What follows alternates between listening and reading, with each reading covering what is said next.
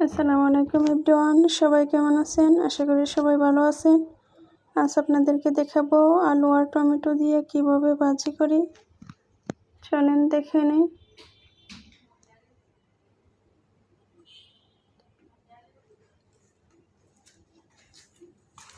প্রথমে আমি কড়াইয়ের মধ্যে তেল দিয়ে পেঁয়াজ কুচি দিয়ে দিলাম, তারপর হলুদের গুঁড়ো দিয়ে দিলাম, পরিমাণ মতো লবণ দিয়ে দিলাম, তারপর আমার কেটে রাখা আলুগুলো দিয়ে দিলাম, তারপর ভালোভাবে অ্যাড করে নেব। তারপর আমার কেটে রাখা টমেটো কুচি দিয়ে দিলাম, দিয়ে ভালোভাবে মিক্স করে নিব আলুর সাথে। তারপর কাঁচামরিচ দিয়ে দিলাম,